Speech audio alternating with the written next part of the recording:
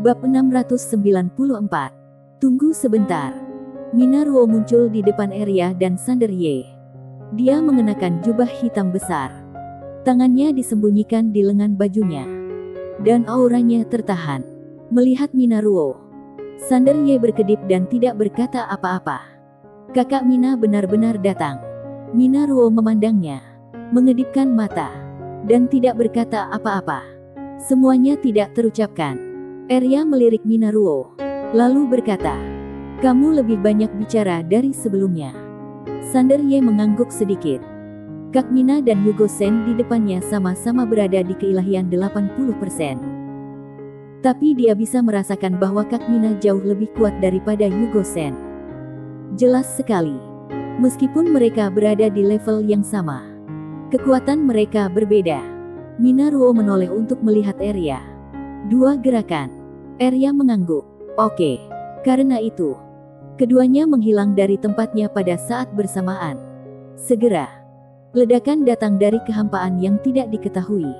Diam-diam, Nyonya Chu mengerutkan kening. Kaisar utama mati ini benar-benar akan membantu keluarga Sen. Pemuda berjubah putih itu sedikit bingung. Bukankah katanya dia tidak bisa meninggalkan domain mati? Nyonya Chu berkata, dia seharusnya tidak bisa pergi terlalu lama. Ada aura misterius yang menguncinya. Pemuda berjubah putih menoleh ke Sander Ye. Kalau begitu dia dalam bahaya. Saat Minaruo dan Arya menghilang, 5 aura kuat tiba-tiba mengunci Sander Ye. Dan kemudian, Raja Qi Utara muncul di depan Sander Ye bersama 4 jenderal. Raja Qi Utara menatap Sander Ye. Kamu tidak menduganya. Kita bertemu lagi. Sander Ye memandang Raja Qi Utara dan tidak berkata apa-apa. Raja Qi Utara terkekeh. Harus aku katakan, kamu benar-benar mengejutkan kami. Pada saat ini, seorang jenderal iblis di sampingnya berkata dengan suara yang serius. Raja Iblis, jangan beri dia waktu. Raja Qi Utara mengangguk sedikit dan hendak mengambil tindakan. Tetapi pada saat ini, kekuatan mengerikan tiba-tiba melonjak dari kepalanya. Ekspresi Raja Qi Utara tiba-tiba berubah drastis. Tiba-tiba dia mendongak dan melihat seorang gadis kecil bergegas ke arahnya. Orang ini tidak lain adalah Arya. Melihat Arya, Raja Qi Utara dipenuhi rasa tidak percaya. Kaisar utama mati dikalahkan. Begitu cepat, bang. Saat Arya menukik ke bawah, kekuatan yang kuat langsung menghempaskan Raja Qi Utara. Bersama dengan 4 jenderal iblis. Setelah Raja Qi Utara berhenti, dia memandang Arya di kejauhan dengan ekspresi tidak percaya di wajahnya. Kamu. Arya menjilat manisnya dan mengerutkan kening. Kamu sangat lemah. Kenapa kamu masih di sini? Raja Qi Utara. Pada saat ini, Minaruo juga muncul di depan Sander Ye. Minaruo memandang Sander Ye dan berkata, aku tidak bisa tinggal di luar terlalu lama. Jadi aku harus kembali. Sander Ye sedikit mengangguk. Baiklah. Kak Ruo. Begitu kata-kata ini keluar, semua orang di tempat tersebut tercengang. Sander Ye dan Kaisar utama mati saling kenal. Raja Qi Utara benar-benar bingung saat ini. Dia tahu bahwa dia telah ditipu. Keluarga Sen juga tertipu. Minaruo mengabaikan ekspresi kaget semua orang di sekitarnya dan menatap Sander Ye. Setelah masalah ini selesai, datanglah ke domain mati. Ada yang ingin kukatakan padamu. Setelah mengatakan itu, sebelum Sander Ye dapat berbicara, dia menghilang. Sander Ye sedikit penasaran dan tidak tahu kenapa Kak Ruo mencarinya. Tanpa berpikir panjang, Sander Ye menoleh untuk melihat Raja Qi Utara. Raja Qi Utara, duel. Hanya kamu dan aku. Kekuatan Raja Qi Utara lebih tinggi dari Wuno Sen. Bagaimanapun, dia adalah monster. Oleh karena itu, Sander Ye ingin pihak lain mengasah keterampilan dan kekuatan pedangnya. Raja Qi Utara menatap Sander Ye. Oke, tidak mungkin dia bisa menolak. Kalau dia menolak, kalau kabar tersebar, dia Raja Qi Utara akan malu pada dunia ini. Sander Ye menoleh untuk melihat sekelompok master dari Aula Laksa Dewa yang belum pergi dari kejauhan. Arya, bunuh mereka. Arya mengangguk dan bergegas menuju mereka. Melihat Arya bergegas ke arahnya, ekspresi master-master dari Aula Laksa Dewa tiba-tiba berubah. Mereka semua berbalik dan lari. Tak lama kemudian, teriakan terdengar di lapangan. Mata Sanderye perlahan tertutup. Melihat pemandangan ini, Raja Ki Utara menyipitkan matanya. Dia tahu bahwa Sanderye pasti akan memamerkan keterampilan pedang misteriusnya lagi. Namun, dia tidak takut.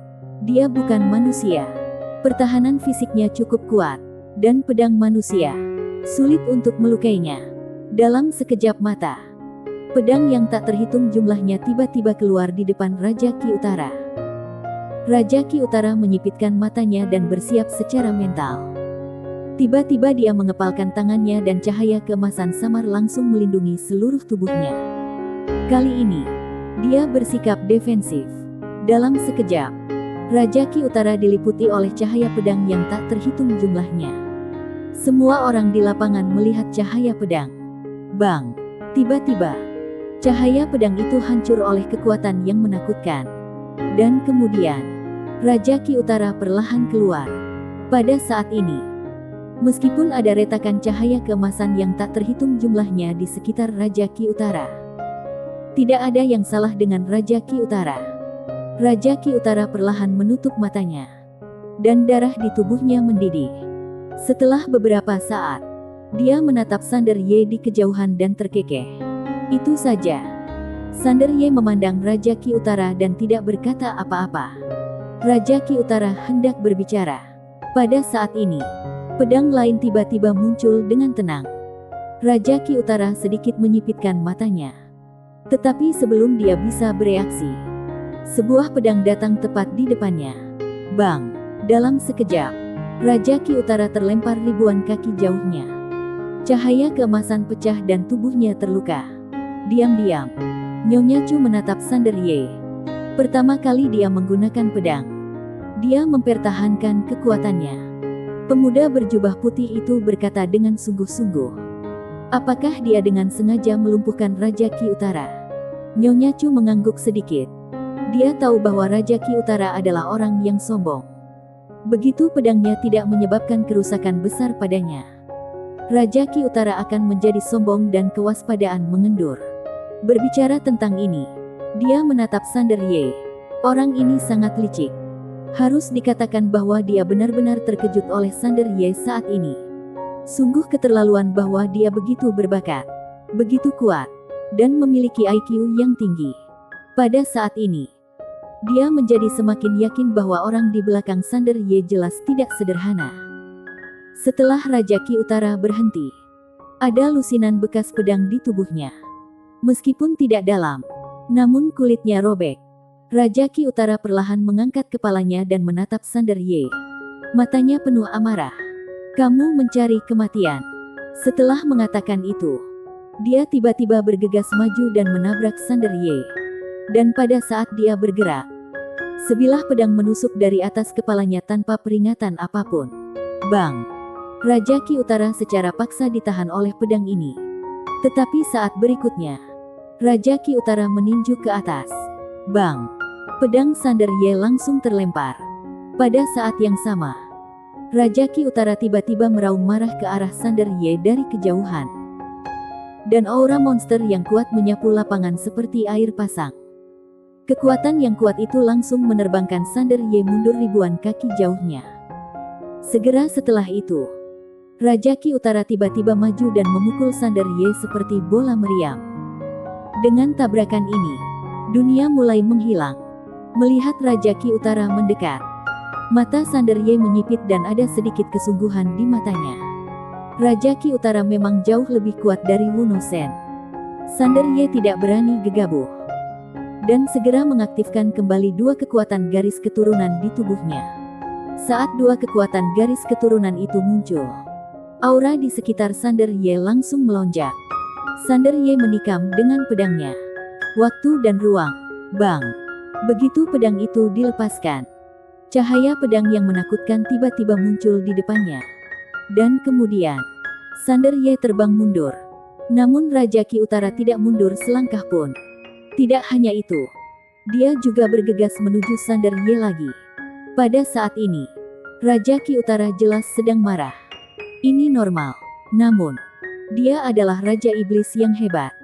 Jika dia kalah dari Sander Ye di sini hari ini, itu akan lebih tidak nyaman daripada membunuhnya. Dan pada saat Raja Qi Utara bergegas maju, beberapa cahaya pedang tiba-tiba muncul di depannya. Namun, Raja Qi Utara mengabaikan cahaya pedang yang tiba-tiba ini dan membiarkannya menebasnya. Dia tahu kelas. Dengan Sander Ye di depannya ini, dia tidak bisa bertarung dengan pemikiran normal. Kalau tidak, dia akan mati di tangannya. Oleh karena itu, dia langsung memilih gaya permainan yang mengancam nyawa. Aku terus mengincarmu.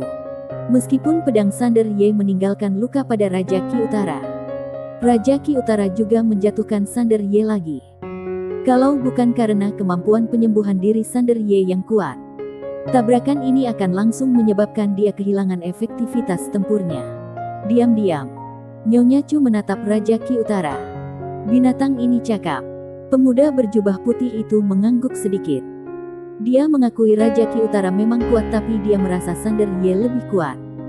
Tahukah kamu, Sander Ye saat ini hanya berada di ranah kaisar. Setelah Sander Ye terlempar lagi, wajahnya terlihat sedikit jelek. Benar saja, monster adalah yang paling sulit untuk dihadapi. Karena mereka sangat agresif sehingga dia tidak memiliki rasa bertarung dan hanya dapat menggunakan kekuatan yang kuat untuk mengalahkan mereka secara fisik. Kalau tidak, semuanya tidak masuk akal. Jelas sangat sulit untuk menghancurkan tubuh Raja Iblis sepenuhnya. Pada saat ini, dia teringat pedang King Xuan. Kalau dia memiliki pedang King Xuan, dengan kekuatannya saat ini, membunuh Raja Iblis Utara di depannya seperti membunuh seekor ayam. Seolah merasakan pikiran Sander Ye. Tiba-tiba, sebuah pedang jatuh dari langit dan mendarat tepat di depan Sander Ye. Itu pedang King Xuan. Melihat pedang King Xuan di depannya, Sander Ye tercengang. Kenapa pedang ini ada di sini? Sander Ye menoleh untuk melihat White di kejauhan. White berkedip dan melambaikan kaki kecilnya. Tidak tahu apa yang dia ungkapkan. Sander Ye menarik pandangannya, menatap pedang King Xuan di depannya, dan tetap diam. Setelah menarik napas, Sander Ye menggelengkan kepalanya dan tersenyum.